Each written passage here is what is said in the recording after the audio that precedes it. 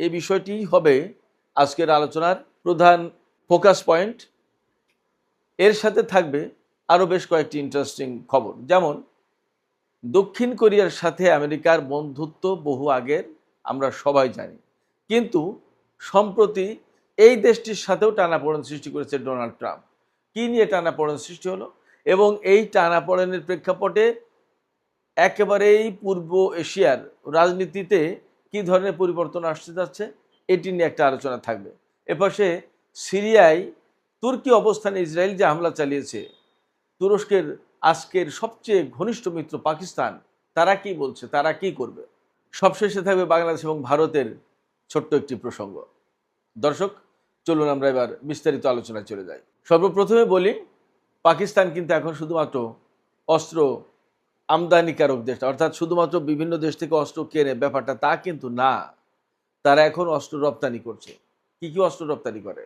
তারা অস্ত্র রপ্তানি করছে যুদ্ধ বিমান, ড্রোন, আকাশ প্রতিরক্ষা ব্যবস্থা এবং সামরিক প্রশিক্ষণের সরঞ্জামাদি, প্লাস সামরিক প্রশিক্ষণ দেওয়ার কাজ। খুব সম্প্রতি, এই তো গত কয়েক মাসের ভেতরে পাকিস্তান বিশ্বের বিভিন্ন দেশের কাছে অন্তত $810 কোটি, অর্থাৎ $8.1 বিলিয়ন অস্ত্র রপ্তানি চুক্তি করেছে। তার ভিতরে সবচেয়ে বেশি অস্ত্র কিনছে আজারবাইজান। আজারবাইজান হচ্ছে মধ্য এশিয়ার একটি দেশ, ইরানের উত্তর পাশে অবস্থিত, কাস্পিয়ান সাগরের পশ্চিম পাশে অবস্থিত।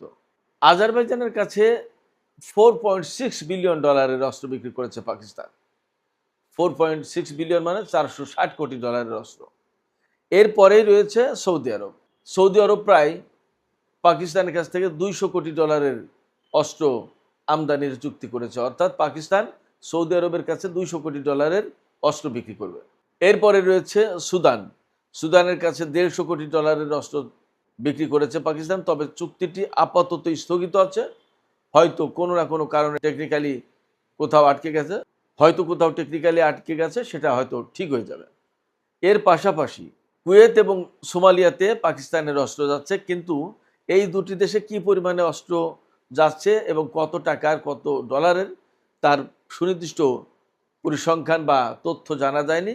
তবে আমি ব্যক্তিগতভাবে ধারণা করছি কুয়েতের হাতে এখন আর কোনো অস্ত্র বাকি নেই। মার্কিন ঘাঁটিতে যা ছিল তার সমস্ত সবকিছু তছনছ করে দিয়েছে ইরানের সামরিক বাহিনী।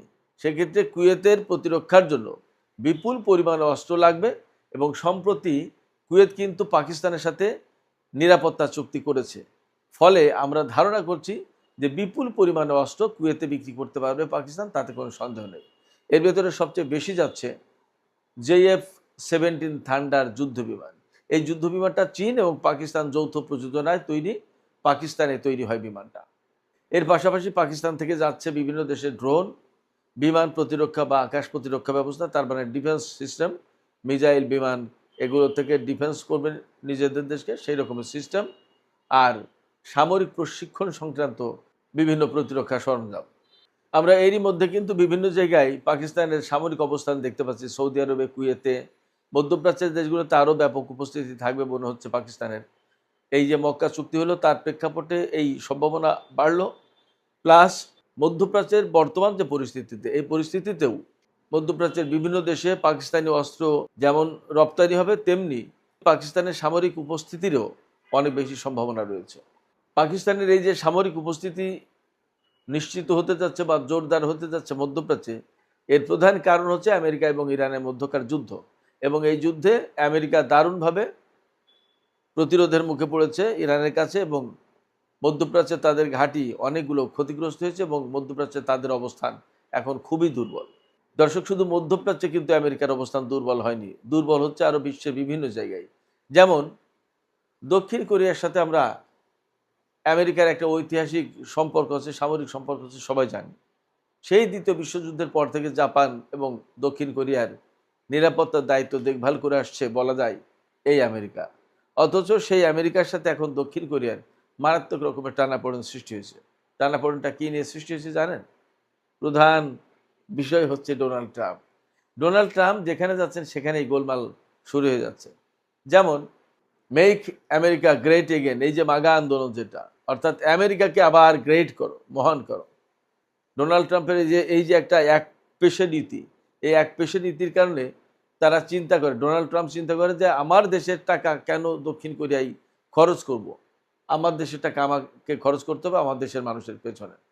কিন্তু বাস্তবতা হচ্ছে দক্ষিণ কোরিয়ায় আমেরিকার যে সমস্ত সেনারা থাকে তাদের জন্য যে দক্ষিণ কোরিয়ার খরচ হয় না তা তো না, এবং দক্ষিণ কোরিয়া বলেনি তো যে আমাদের এখানে সেনা দাও, আমেরিকা জোর করে সেখানে সিস্টেম করে পাঠিয়েছে, যেমন মধ্যপ্রাচ্যে পাঠিয়েছিল।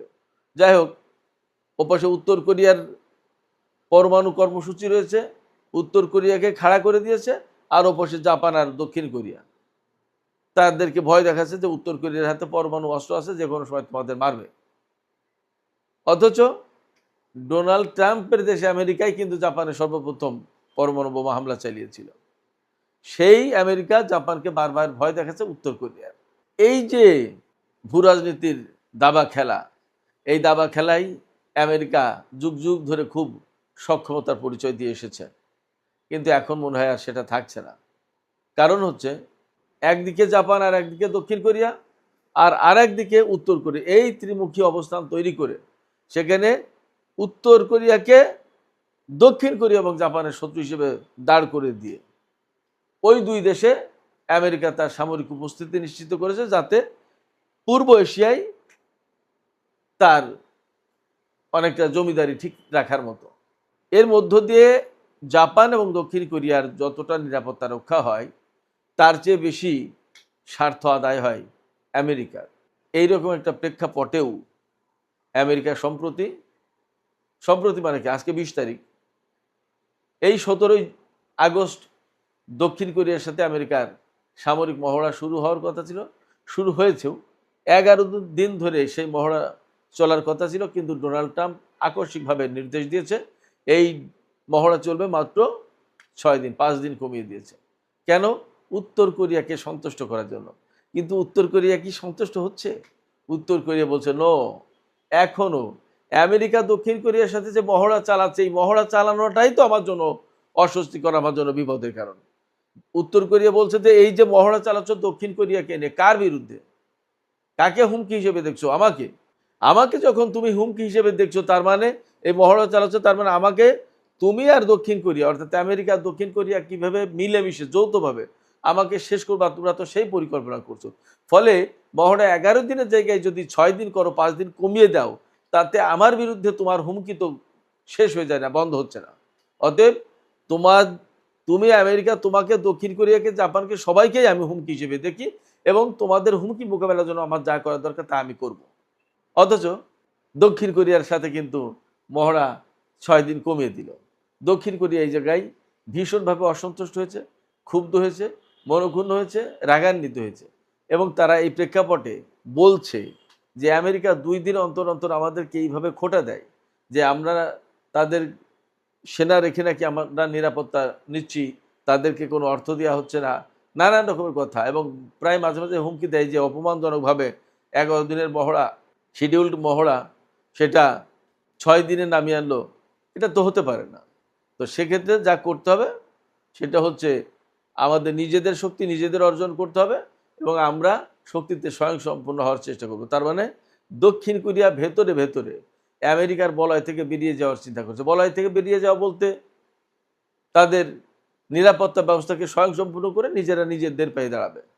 তাহলে দক্ষিণ কোরিয়ায় আগামী কিছু বছরের ভেতরে যদি মার্কিন সেনাদের আমরা না দেখি, তাহলে আমি মনে করি তাতে অবাক হওয়ার কিছু থাকবে না। হয়তো একই পথ ধরবে একসময় জাপান। এবং আমি আপনাদের জনক বঙ্গবন্ধু এবং বেগম খালেদা জিয়াকে বিতর্কিত করার খুব কৌশলী পদক্ষেপ হাতে নিয়েছে। এবং আজকে আমরা যেই অনুষ্ঠানটি করবো, আমার আসলে এখানে বলার তেমন কিছু নাই। আমি আপনাদেরকে যদি আবার বক্তব্যটা শোনাই, তারপরে আমরা জাস্ট আরেকটু বিশদ বক্তব্যে যাব, একটু স্পষ্ট করার জন্য। আপনাদের যদি একটু শুনে, এটা শেষ দিকের একটা বক্তব্য, আমি পুরো বক্তব্যের কিছু কিছু অংশ আপনাদেরকে শোনাবো। আমরা জাতির জনককে যেমন আজকে স্মরণ করছি, সেই সাথে দেশনেত্রীর জন্মদিনও আমরা উদযাপন করতে পারি। আওয়ামী লীগকে নিয়ে কথা বলার মতো আরো অনেক কিছু আছে বা দোষ ধরার মতো, সেজন্য হচ্ছে বঙ্গবন্ধু মুক্তিযোদ্ধা ছিলেন না, বা 15 আগস্ট কেন ঘটেছে, এই কারণে বঙ্গবন্ধুকে সপরিবারে হত্যা করা হয়েছে, এগুলো বলাটা খুব ফানি হয়ে যায় আমার মনে হচ্ছে। এই হচ্ছে ফরিদুর রেজা সাগর এবং শাইখ সিরাজদের নতুন মিশন। এবং আপনারা জানেন যে সোমা ইসলাম নামে একজন প্রেজেন্টার এই অনুষ্ঠানটি উপস্থাপনা করতেন। তো সোমা ইসলাম বেশ মানে আগে থেকে বিতর্ক হয়ে গিয়েছিলেন তার দলীয় ভূমিকার কারণে, এবং পরবর্তী সময়ে 5ই আগস্টের পরে কয়েক মাস তাকে অফ রেখে আবারও লঞ্চ করে এই শাইখ সিরাজ গং, এবং পরে আবারও সে যখন বাড়াবাড়ি শুরু হয় তখন তাকে অফ করে এই সোমা ইসলামের জায়গায় এখন তারা এনেছে এই সামান্তা ইসলাম নামে আরেক প্রেজেন্টার। এবং তারা ভাবছে, ধরেন শাইখ সিরাজ হয়তো আমাদের তথ্যমন্ত্রীকে ফোন করে বলেছে যে সোমা ইসলাম তো বিতর্কিত, সে আওয়ামী লীগ দলীয়, তাকে বাদ দিয়ে আমরা নতুন প্রেজেন্টার দিলাম। এবং ওই যে একজন বয়স্ক মহিলা থেকে অপেক্ষাকৃত কম বয়স্ক মহিলায় রূপান্তরিত হয়েছে চ্যানেল আই এর এই অনুষ্ঠানের উপস্থাপনা, এবং খুবই বাজে অবস্থা। এবং আমি যদি আপনাদেরকে এই প্রোগ্রামের কিছু কিছু জিনিস যদি দেখাই তাহলে আপনাদের আরো বুঝতে সুবিধা হবে যে তারা আসলে কিভাবে চ্যানেল আই আবারও একটি নতুন মিশনে নেমেছে। আওয়ামী সহানুভূতি তৈরির যে মিশন, সেই মিশনে তারা আবার নতুন করে নেমেছে। এবং ভেরি আনফর্চুনেটলি চ্যানেল আই এর তৃতীয় মাত্রার উপস্থাপক জিল্লুর রহমানের স্ত্রী বর্তমান বিএনপি সরকারের যে সংসদ, সেই সংসদের সংরক্ষিত আসনের এমপি। এবং চ্যানেল আই এর যে ম্যানেজমেন্ট, সেই ম্যানেজমেন্টে আসলে চ্যানেল আই জানে যে কিভাবে কাকে কোনভাবে ব্যবহার করতে হবে। এবং ভেরি আনফর্চুনেটলি বিএনপি যে তথ্যমন্ত্রী এখানে বসানো আছে, যারা আছে, কেউই আসলে কোনো রকমের ভূমিকা রাখতে পারছে না, কেউ আসলে কোনো রকমের কার্যকর ভূমিকায় যেতে পারছে না। মিডিয়ার ফ্যাসিজম আবার মাথাচাড়া দিয়ে উঠেছে, মিডিয়া ইচ্ছামতো তাদের মতো করে চলছে, কোথাও কোনো নিয়ন্ত্রণ নাই। নিয়ন্ত্রণহীনভাবে এই চ্যানেল ফরিদুর রেজা সাগর এবং শাইখ সিরাজ গোষ্ঠী আবারও আওয়ামী লীগের পক্ষে সহানুভূতি তৈরিতে মাঠে নেমেছে। এবং আমি আপনাদেরকে যদি এই পুরো প্রোগ্রাম থেকে একটু একটু অংশ যদি আপনাদেরকে দেখাই তাহলে আপনারা বুঝতে পারবেন যে তারা আসলে কি করছে। আমি এই উপস্থাপক যে মহিলা, এই মহিলাকে আমি কোনো দোষ দিতে চাচ্ছি না। এটার মূলত হচ্ছে যে প্রোগ্রামের যে প্রডিউসার, এই প্রডিউসার এর জন্য দায়ী। প্রডিউসার যেভাবে স্ক্রিপ্ট করে দেন, যেভাবে প্রশ্নগুলো রেডি করে দেন, সেভাবেই প্রেজেন্টার আসলে বলেন। অনেক সময় প্রেজেন্টারকে কানে যে টকব্যাক থাকে, আপনারা দেখেছেন নিশ্চয়ই, কানে যে টকব্যাক থাকে সেই টকব্যাকেও প্রডিউসার গাইড করেন যে এই প্রশ্নটি করো, এভাবে একটা প্রশ্ন করো, বা এই প্রশ্নটি মিস হয়ে গেছে, এইভাবে করো। বাট মাস্টার প্ল্যান হচ্ছে ফরিদুর রেজা সাগর এবং শাইখ সিরাজদের। এবং যখনই তারা বিপদে পড়ে তখনই তারা এই সবকিছু প্রেজেন্টার প্রডিউসারের উপর চাপাই দিয়ে দায় মুক্তি নেওয়ার চেষ্টা করে। তো আপনারাই দেখেন, আপনারাই মন্তব্য করবেন, আপনাদের কাছে কি মনে হচ্ছে আজকের এই অনুষ্ঠানের শিরোনাম বা সবকিছু মিলিয়ে আপনাদের পর্যবেক্ষণকে আমি একটু একটু করে আপনাদেরকে দেখাতে চাই এই টু দ্য পয়েন্টের যে অনুষ্ঠান, সেই অনুষ্ঠানে আসলে কি তারা তুলে ধরতে চায়। লীগের কার্যক্রম এখন নিষিদ্ধ বাংলাদেশে, শেখ মুজিবও কি নিষিদ্ধ কিনা? জাতীয় সংসদের একটা অধিবেশনে দেখলাম খালেদা জিয়া নিজেই স্মরণ করছে, দেশনেত্রী খালেদা জিয়া, যে জাতির শ্রেষ্ঠ সন্তান, সর্বকালের শ্রেষ্ঠ বাঙালি বঙ্গবন্ধু শেখ মুজিবুর রহমানকে শ্রদ্ধা ভরে স্মরণ করছি। সেই সাথে আমরা শহীদ প্রেসিডেন্ট জিয়াউর রহমানকেও দেখেছি ফুল দিয়ে শ্রদ্ধা নিবেদন করতে। তো সেই জায়গায় আসলে এখনকার সরকারের আয়োজন করতে, বা আমরা 2 বছর যে দেখলাম অন্তর্বর্তীকালীন সরকারের অনেক দিবসই আসলে উধাও হয়ে গিয়েছিল বা বঙ্গবন্ধুকে স্মরণ করা হয়নি। এখন এই সরকারের আসলে এগুলো পালন করতে সমস্যা কোথায়? হয় বিএনপির সাধারণ সমর্থক যারা, আপনাদের নেতারা তো আসলে মুক্তিযুদ্ধকে ধারণ করে, বিএনপিও ধারণ করে, শেখ মুজিবের অবদান কতটুকু ধারণ করে, বা এখন আসলে দেশে যে আমরা মব বলি বা যাই বলি, এগুলো কি সরকারের দ্বারা নিয়ন্ত্রিত হচ্ছে নাকি বিরোধী দল নাকি